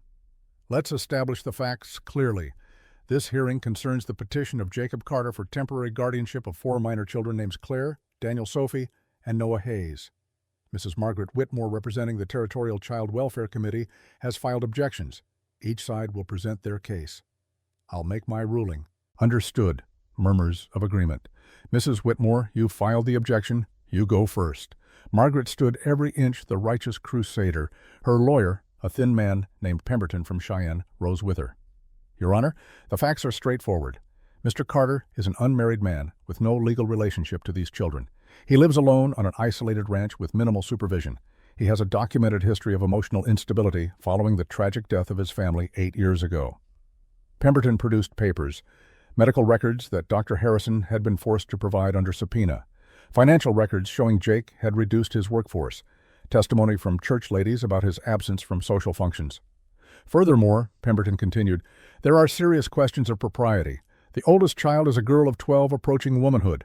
The implications of her living with an unmarried man, even with the best intentions, create scandal that serves no one." He paused for effect. "The Denver Foundling Home offers professional care education, moral instruction, and proper gender-appropriate supervision. It is simply put the better placement." Margaret nodded along, satisfied. Her case was built on paper, on rules and regulations and propriety, things judges understood. Judge Pierce made notes. "Mr. Carter, you have representation." Jake's lawyer, a young man named Davidson, who'd seemed competent in Cheyenne, but now looked terrified by the crowd, stood shakily. "Your Honor, we do, and we have witnesses who can speak to Mr. Carter's character and the children's well-being." "Then call them." Max Sullivan was first. He walked to the front with the steady confidence of a man who'd faced worse than courtrooms. He placed his hand on the Bible, swore to tell the truth, and looked directly at the judge. "Name's Max Sullivan. Been foreman at Carter Ranch for 15 years. Knew Jake before the fire, stayed after. Watched him bury his family and then try to bury himself for 8 years. His voice was gravelly, but clear. "Those children showed up 6 weeks ago. 4 scared, hungry kids with nowhere else to go. Jake took them in when nobody else would, and I've watched something I didn't think I'd ever see again. I've watched Jake Carter come back to life." "Can you be more specific?" Pierce asked. "Yes, sir. Before the kids arrived, Jake was just going through motions. Worked the ranch because work don't ask questions. Ate because his body demanded it, but he wasn't living. He was waiting to die." Mac's eyes found Jake in the crowd. "Now he's teaching the boy to work, eating meals with the family, smiling sometimes, acting like a father because that's what he is. Those kids didn't just find a home, Your Honor. They gave one back to a man who'd forgotten what home meant." Margaret's lawyer objected. "This is emotional testimony not relevant to fitness." "I'll decide what's relevant," Pierce said mildly. "Continue, Mr. Sullivan." "Just this, sir. Jake Carter was the best man I ever knew. Then tragedy broke him. These children are putting him back together, and he's doing the same for them. That's family, real family. The kind you choose, not just the kind you're born to." Dr. Harrison testified next. Clinical, professional, documenting weight gain in all 4 children, improved color, better sleep patterns. Sophie's feet fully healed, Noah beginning to speak again after weeks of traumatic silence. From a medical standpoint, Harrison concluded, "These children are thriving. I've examined hundreds of children in my career. These 4 show every sign of security, adequate nutrition, and emotional stability. Whatever Mr. Carter is doing, it's working." Pete Dawson shocked everyone by volunteering to testify. The hot-headed ranch hand stood awkward in his Sunday clothes, clearly uncomfortable, being the center of attention. "I didn't like those kids at first," he admitted. "Thought they'd be trouble. Thought the boss was making a mistake." "And now," Pierce prompted, "now I see a boy learning to work honest, learning to control his temper, which God knows I still struggle with, learning what it means to be a man from someone who knows." Pete's voice roughened. "My own pa was a drunk who beat me regular. If I'd had someone like Jake Carter teaching me when I was Danny's age, my life would have been different. Better. He looked at Margaret. Ma'am means well, I'm sure. But that foundling home ain't teaching boys to be men. It's teaching them to survive. There's a difference. One by one, the witnesses testified. Ranchers speaking to Jake's character before the fire. Molly Jenkins about seeing the children happy in the general store. Sarah Bradshaw about the transformation she'd witnessed. Then Reverend Stone took the stand. I have a confession to make, he began. For 8 years, I failed Jake Carter. He stopped coming to church after his family died, and I let him. Decided his grief was too uncomfortable to witness. I, a man of God supposedly called to comfort the afflicted, abandoned him when he needed faith most. Stone's voice carried shame and determination in equal measure, but I've been watching these past weeks, watching from a distance at first, then closer, and I've seen God's work happening, not the comfortable, respectable kind we prefer in our churches, the messy kind, the kind where broken people heal each other, where love happens in unexpected places. He looked directly at Margaret. Mrs. Whitmore has raised concerns about propriety, about following rules and maintaining standards. These are important things, but they are not the most important things. The most important thing is that 4 children who'd lost everything found a man willing to give them everything he had left, including his broken heart. Stone's voice strengthened. Jake Carter was dead inside for 8 years. Now he's alive. I don't know if that's miracle or just human connection, but I know it's good, and I will not stand by while good is destroyed in the name of propriety. The courtroom was silent when he finished. Even Margaret's supporters looked uncomfortable. Call the children, Pierce said quietly. This was the moment Claire had been dreading. She stood, smoothed her faded dress, and walked to the front with her siblings. 4 small figures facing a judge who held their future in his hands. Danny went first, 10 years old, and trying so hard to be brave. His voice shook at first, then steadied. My pa taught me a man's worth is in his word, that if you make a promise, you keep it no matter what. Danny's hands clenched at his sides. Mister, Carter gave his word we could stay. He's keeping it. That's the kind of man my pa was. That's the kind of man Mr. Carter is. That's the kind of man I want to be.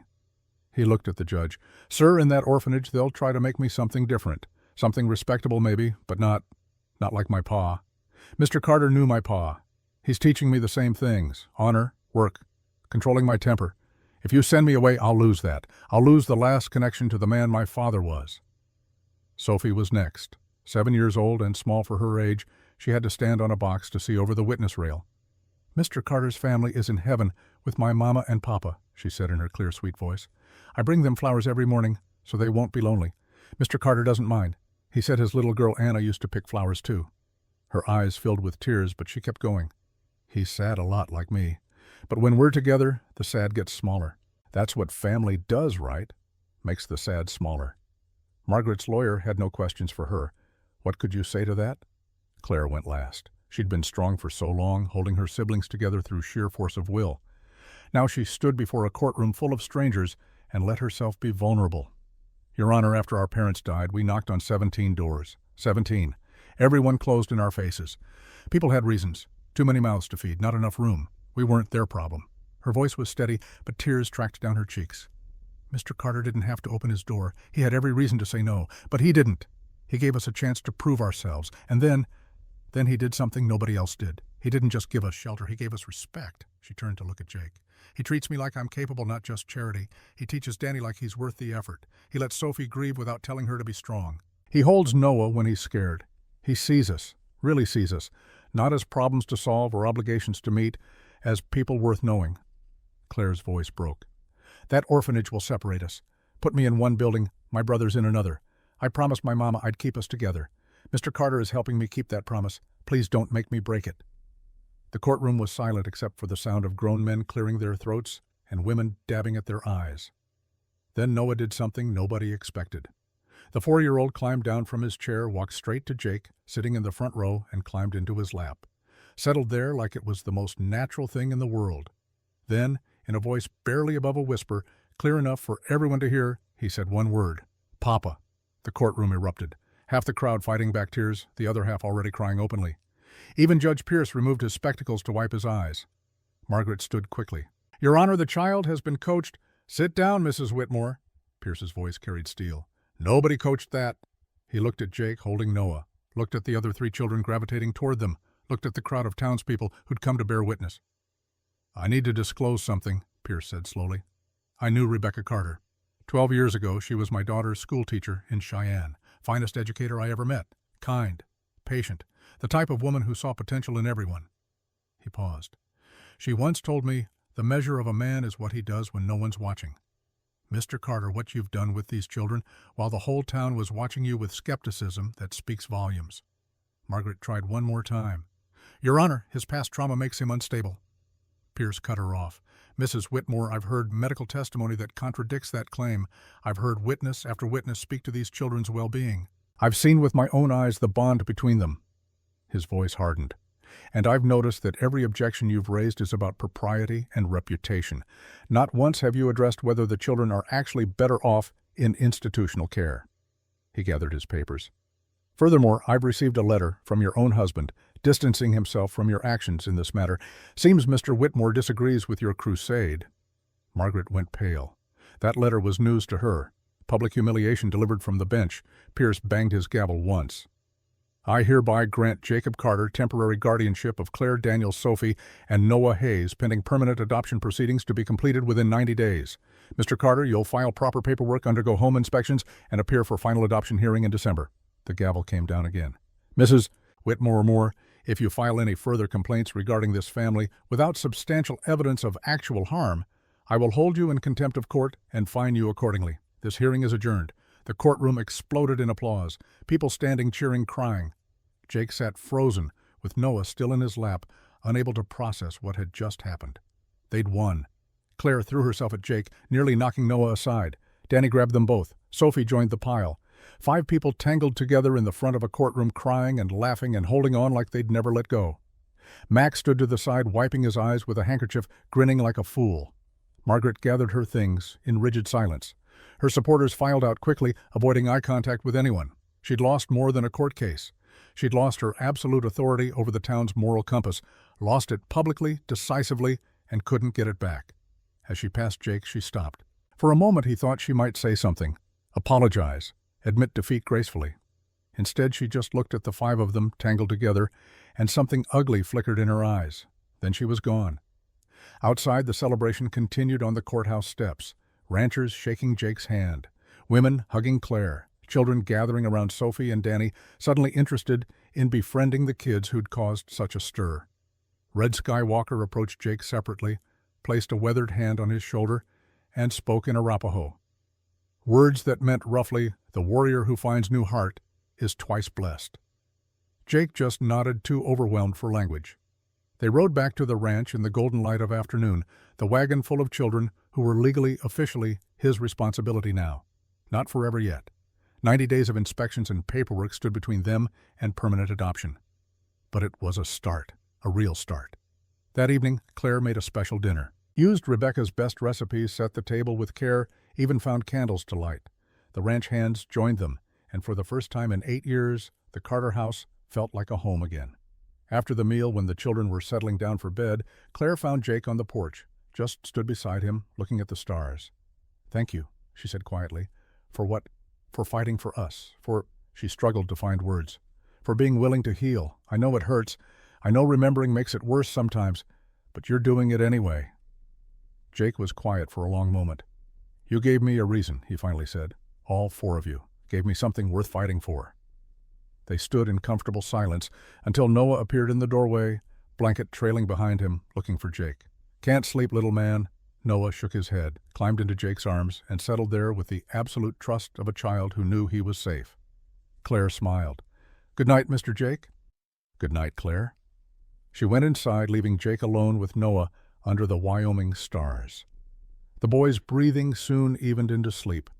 Jake held him, feeling the small weight, the warmth, the absolute vulnerability of this child who'd chosen him as father. I'll do better this time, Jake whispered to the night, to Rebecca's ghost, to God if he was listening. I promise, I'll be the man they need, the man you knew I could be. The stars offered no answer. But Jake didn't need one. He had 4 children depending on him. That was answer enough. 3 months passed like a dream Jake was afraid to wake from. October brought harvest. Danny and Pete brought in the hay, the boy working dawn to dusk without complaint, his hands growing calloused and capable. November brought the first hard freeze, and Sophie covered her garden with straw, already planning next spring's planting. Claire ran the kitchen like a general, feeding 14 people 3 times a day and making it look easy. And Noah followed Jake everywhere, shadow to substance, calling him Papa with absolute certainty. The home inspections came and went. 3 times the territorial agent rode out from Cheyenne, walked through the house, interviewed the children separately, examined the books. 3 times he left satisfied. The adoption papers moved forward through bureaucratic machinery, slow but inevitable. December arrived with the first real snow. Jake woke one morning to find the world transformed. White covered everything soft and clean, turning the ranch into something from a storybook. He stood at his bedroom window, watching it fall, remembering other first snows. Rebecca always loved the first snow, said it was God's way of giving the world a fresh start. Maybe she was right. Downstairs, the children were already awake, pressing their faces against windows, marveling at the change. Sophie wanted to make snow angels immediately. Danny wanted to build a fort. Noah just wanted to touch it, see if it was real. After chores, Jake told them, surprising himself with a smile in his voice. Work first, then play. Claire caught his eye over the breakfast table, mouthed the words, "Thank you," without sound. For what Jake wasn't entirely sure, for being present, for allowing joy, for becoming the father these children needed instead of the ghost he'd been. That afternoon they all went out into the snow. Even Mac joined in his old bones, protesting the cold, but his spirit young enough for snowball fights. They built snow forts and had wars, Jake and Noah versus the others, and for 2 hours the ranch rang with laughter. Later, warming by the fire with hot coffee, Jake watched his family. That's what they were now. Not temporary, not trial, family. In 3 weeks, the final adoption hearing would make it official and permanent. But in every way that mattered, it already was. The knock on the door came just as the sun was setting. Jake opened it to find Sheriff Tom Bradshaw standing on his porch snow, dusting his hat. Behind him, a man in a federal marshal's uniform sat on a horse badge, gleaming even in the failing light. Jake's stomach dropped. "Tom, what's this about? Need to talk, Jake. Mind if we come in?" They gathered in the front room. The marshal introduced himself as Samuel Grant out of Cheyenne, here on official business. The children clustered in the kitchen doorway, Claire's hand tight on Noah's shoulder. "There's been another complaint filed," Marshal Grant said without preamble. "Mrs. Margaret Whitmore. 6th one in 3 months, according to my records." Jake's jaw tightened. "Judge Pierce granted guardianship, legal and binding." "I know. I read the ruling." Grant pulled papers from his coat. "Mrs. Whitmore claims you've influenced the children against proper Christian values, that you're isolating them from civilized society, that the conditions are unsuitable for moral development." "That's a lie." Claire's voice cut across the room. She stepped forward, trembling with anger. "We go to church every Sunday. We're learning to read and write. We help with the ranch, we do our chores, we eat good food, and sleep in warm beds. What more does she want?" Grant looked at her with something like sympathy. "Miss, I'm not here because I believe the complaints. I'm here because Mrs. Whitmore has made herself a nuisance to the territorial government. 6 complaints in 3 months, all dismissed, all against the same family." He turned to Jake. "I'm required to investigate. I've done that. Talked to your neighbors, Doc Harrison, Reverend Stone, looked at the adoption paperwork. Everything's in order, better than order. Those kids are lucky to have you." Relief flooded through Jake. "Then what? But I'm also here to deliver a message to Mrs. Whitmore." Grant's voice hardened. "If she files one more complaint against your family without substantial evidence of actual harm, she'll be charged with harassment under territorial law. Could mean fines. Could mean jail time if a judge decides to make an example." Tom spoke up. "I tried to tell her, Jake. Tried to warn her to let this go, but Margaret doesn't listen." "Where is she now?" Jake asked. "Town. She knows I'm here, knows what I'm going to tell her." Grant stood. "I wanted to check on you first, make sure the kids were actually okay. They are. So now I'm going to go read Mrs. Whitmore the legal reality of continued harassment." He paused at the door. "For what it's worth, Mr. Carter, you're doing good work here. Those kids could have ended up in a lot worse places. They're lucky you said yes." After the marshal left, Jake stood in the quiet house feeling the weight of 3 months lifting. Margaret had one last weapon, filing complaints, harassment through official channels. But now even that was being taken away. It was over, really over. Claire walked over, slipped her hand into his. "We won. We won." That night Jake did something he hadn't done in 8 years. He walked up the hill to the graves, alone in the dark, and talked to his first family. The snow had covered everything in white. Sophie's flower garden slept beneath it, waiting for spring. The 3 headstones stood like sentinels watching over the valley. Jake knelt between them, brushed snow off the markers. "Martha," he said, using Rebecca's middle name like always. "It's done. The kids are mine. Legal. Official. In 3 weeks, it'll be permanent." The wind whispered through the oak branches. "I know you'd love them. Claire's got your kindness and strength. Danny's got Ethan's fire and determination. Sophie sees beauty everywhere just like Anna did. And Noah," Jake's voice caught. "Noah calls me Papa, just like that, like it's the most natural thing in the world." He touched Rebecca's stone. "I broke my promise to you. For 8 years I let grief make me cruel, made me hard and cold and dead inside. But these children, they gave me a chance to keep it now, to be the man you knew I could be." Jake sat back on his heels, snow soaking through his pants. "I'm not replacing you, not any of you. You're still here in everything I do, every lesson I teach, every time I hold Noah and remember holding Ethan, every time Sophie laughs and I hear Anna. You're still part of this family." The stars came out between clouds, cold and clear and eternal. "But I'm building something new too, a second chance, a different family. And I think you'd want that. I think you'd be happy I found my way back to living." Jake stood, joints stiff from kneeling in snow. "I'll bring the kids up tomorrow, let them know about you properly, tell them the stories, make sure they understand they're part of a bigger family, one that stretches from earth to heaven and back." He started down the hill, then paused. "Thank you, Martha, for making me promise to stay kind. Took me 8 years, but I'm keeping it now." The week before Christmas, Claire found Jake in the barn cleaning tack that didn't need cleaning, avoiding the house full of children, making decorations and noise and joy. "You okay?" she asked. "Fine, just needed some quiet." She sat on a hay bale, waited. Claire had learned that Jake talked when he was ready, not when pushed. Finally, last Christmas with Rebecca and the kids was 1876, 9 years ago. Ethan was 9, Anna was 6. We made paper chains and popcorn strings. Rebecca baked for a week straight. It was... He stopped, swallowed hard. It was perfect. "And now you're scared this one won't be? Scared it will be. Scared it'll feel like betrayal to be happy again." Claire considered that. At 12 years old, she understood grief better than she should. "My mama told me something before she died. She said grief isn't about forgetting. It's about carrying them with you while you keep living, making room for both the sad and the happy." Jake looked at her, really looked. This child who'd been forced to grow up too fast, but somehow kept her wisdom. "You're pretty smart for 12. I had a good mama, just like you had a good wife." Claire stood brushed hay off her dress. "They'd want us to have Christmas, Mr. Jake. The real kind, with joy and laughter and too much food. They'd want us to live." She left him alone with that truth. Christmas Eve arrived with more snow and a house full of preparations. Claire and Sophie had been cooking for days. Mac and the ranch hands cut a tree from the property and hauled it inside. Danny and Pete strung popcorn until their fingers cramped. Noah supervised everything with serious concentration, occasionally declaring things good or not good with the authority of a 4-year-old. That evening, Jake called the children into the front room. He'd been planning this for weeks, nervous as a boy with his first horse. "I got something for each of you," he said, voice gruff with emotion. "Early Christmas presents." He handed Danny a package wrapped in brown paper. Inside was a knife. Not a toy, a real working knife with the boy's initials carved into the handle.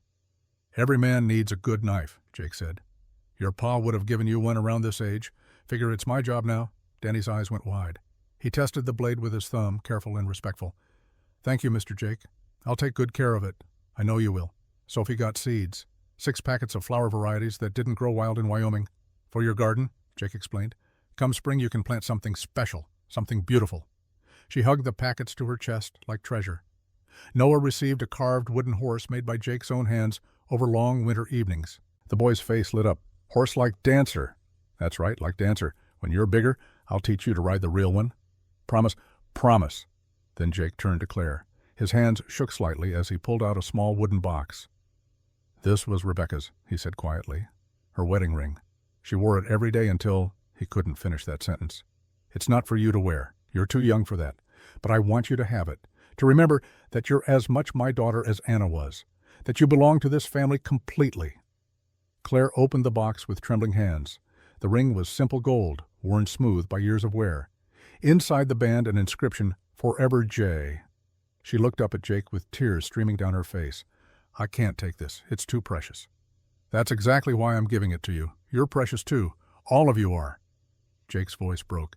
"You gave me back my life. This is just a ring. Small payment for that gift. Claire set the box carefully aside and threw her arms around him. Jake held her while she cried, while all 4 children gathered close, while Mac watched from the doorway, wiping his eyes with a handkerchief. "Merry Christmas," Jake whispered to his family. "Merry Christmas to all of you."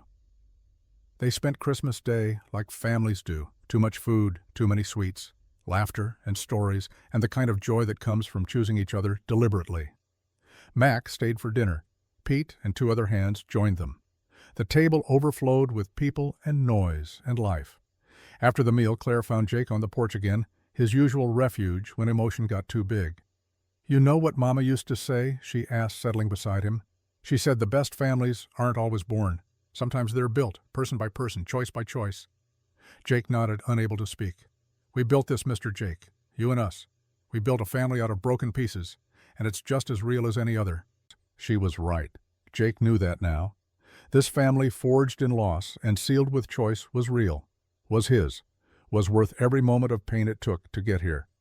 Spring came to Wyoming Territory with the usual reluctance. Snow melted slow, revealing the brown earth beneath. Sophie's garden, dormant all winter, began showing green shoots. The special seeds Jake had given her for Christmas sprouted under her careful tending. The final adoption hearing happened on a Tuesday in March. Judge Pierce rode out from Cheyenne one last time, reviewed the home inspection reports, interviewed the children briefly, and signed the papers, making it official. Claire Elizabeth Hayes became Claire Elizabeth Carter. Daniel James Hayes became Daniel James Carter. Sophie Rose Hayes became Sophie Rose Carter. Noah Samuel Hayes became Noah Samuel Carter. 4 children who'd lost everything gained a father who'd lost everything. Together, they became whole. The ranch thrived that spring. Calves were born healthy. The garden produced more than they could eat. Danny, now 11, managed the horses with increasing skill. Sophie's flowers attracted attention from neighbors who started asking for seeds. Claire's cooking became legendary. Men applied to work at Carter Ranch just for the meals. And Jake. Jake smiled, laughed, lived like a man who'd discovered life was still worth living after all. One afternoon in late April, Jake was working in the barn when he heard a wagon approaching. He walked out to see an unfamiliar rig, pulling up, driven by a weathered man in trail clothes. "Help you," Jake called. The man climbed down slowly, like every movement hurt. "You Jake Carter?" "I am." "Name's Henry Moss. I'm looking for a home for my niece." He gestured to the wagon bed where a small girl, maybe 6 years old, peered out with enormous, frightened eyes. "Her folks died of cholera 2 weeks back. I'm her only family, but I'm a trapper. No life for a little girl." "Heard you take in orphans." Jake's first instinct was to say no. 4 children were enough. More than enough. He'd done his part. But he looked at that little girl's face and saw Sophie 3 seasons ago, saw Claire and Danny and Noah, saw children who needed someone to say yes when the world kept saying no. He walked to the house, found Claire in the kitchen. "We got a situation," he said quietly, explaining about the man and his niece. Claire wiped her hands on her apron, looked out the window at the frightened child, then looked at Jake with those wise 12-year-old eyes. "What do you think we should do? Not what should you do. We. Because that's what family meant. Decisions made together. I think," Jake said slowly, "I think we got room. Got love enough to share? If you're willing," Claire smiled. "Then let's meet her." They walked out together. Sophie and Danny appeared from the barn, curious. Noah toddled over from where he'd been playing with his wooden horse. The little girl in the wagon watched them approach with the wariness of someone who'd learned the world wasn't safe. Jake stopped a respectful distance away, crouched down to her level. "Hey there, I'm Mr. Jake. What's your name?" The girl looked at her uncle. He nodded encouragement. "Maggie," she whispered. "Maggie Moss." "Well, Maggie, these are my children. Claire, Danny, Sophie, and Noah. We got a ranch here. Got room for one more if you're interested." Maggie's eyes went wide. "Really?" "Really. But it's not charity. You'd have to work, help with chores, learn the ranch. Think you can do that?" Maggie nodded so hard her braids bounced.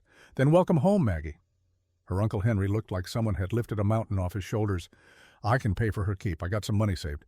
"Keep your money," Jake said. "Spend it on visiting. She'll want to see her uncle regular." Henry's eyes filled with tears. "You're a good man, Mr. Carter." "No. Just a man who learned that family isn't just blood, it's choice. And we're choosing Maggie if she'll have us." The little girl climbed down from the wagon. Sophie immediately took her hand. "I'll show you the garden. Do you like flowers?" Maggie nodded, a small smile breaking through her fear. Claire caught Jake's eye, raised an eyebrow in question. "Don't say it," Jake warned. "Say what?" "That we're building an orphanage here." "Wasn't going to," Claire grinned.